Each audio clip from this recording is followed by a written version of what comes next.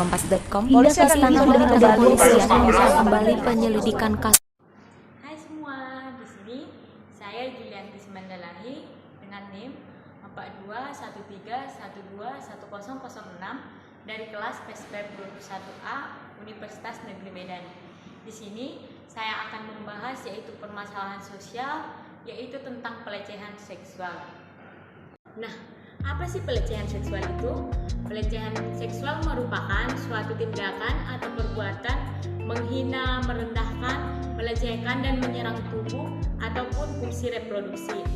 Pada zaman sekarang ini, pelecehan seksual tidak hanya terjadi secara langsung saja, akan tetapi sudah kebanyakan dari media sosial. Nah, yang mengalami pelecehan seksual yaitu oleh wanita, baik itu dewasa maupun anak-anak. Adapun dampak dari pelecehan seksual yaitu bisa menyebabkan depresi, trauma, menyakiti diri sendiri, bahkan menularkan penyakit kelamin, contohnya yaitu HIV. Untuk lebih jelasnya, saya akan membahas pelecehan seksual melalui 3 perspektif, yaitu yang pertama perspektif secara hukum, yang kedua perspektif agama, dan yang ketiga yaitu perspektif sosial. Baiklah, yang pertama yaitu perspektif secara hukum. Undang-undang yang menangani pelecehan seksual yaitu yang pertama KUHP, buku kedua tentang kejahatan, bab ke-14 tentang kejahatan kesusilaan yaitu pasal 281 sampai pasal 303. Yang kedua yaitu Undang-Undang Ketenagakerjaan yaitu dalam Undang-Undang Nomor 13 Tahun 2003 pasal 86 ayat 1 mengatur bahwa pekerja berhak atas perlindungan moral dan kesusilaan. Kitab Undang-Undang Hukum Pidana Indonesia tidak secara eksplisit menyebutkan hukum apapun untuk pelecehan seksual. Itu melarang tindakan tidak senonoh di depan umum dan kekerasan atau ancaman kekerasan untuk melakukan hubungan seksual. Ketentuan ini menjadi dasar untuk pengaduan pidana yang berasal dari pelecehan seksual di tempat kerja. Korban atau orang lain yang mengetahui kejadian tersebut harus mengajukan pengaduan resmi. KUHP memberlakukan hukuman hingga 2 tahun 8 bulan dan denda uang. Jika terjadi kekerasan untuk hubungan seksual, hukumannya dinaikkan menjadi 12 tahun. Yang kedua yaitu perspektif secara agama. Pelecehan seksual sangat melukai dan dikecam secara keras di dalam firman. Himbauan terhadap dosa seksual diulang sepanjang firman. Bertindak secara seksual dengan anak-anak adalah kejahatan yang sangat buruk.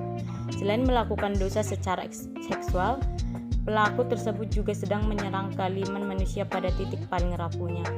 Pelecehan secara seksual melanggar pengertian orang itu tentang kepribadiannya sampai dengan batasan fisik sampai dengan hubungan rohani dengan Allah.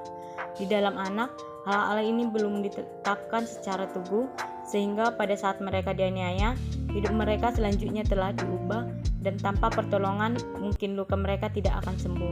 Dan dapat juga kita baca dalam ayat Matius 15 ayat 18 sampai 19 dan Markus 7 sampai 21. Dan yang ketiga yaitu perspektif secara sosial. Tidak semua proses sosial yang ada pada masyarakat berjalan dengan normal. Ada gejala-gejala yang dianggap tidak normal oleh masyarakat sehingga dapat mengganggu tatanan sosial yang ada. Keadaan ini merupakan masalah sosial yang berkaitan erat dengan hubungan antar manusia. Salah satunya yaitu penanganan dalam kasus pelecehan seksual di Indonesia yang belum berjalan semulus yang diharapkan. Pelecehan ini merupakan tindakan yang menyimpang nilai dan norma di dalam masyarakat.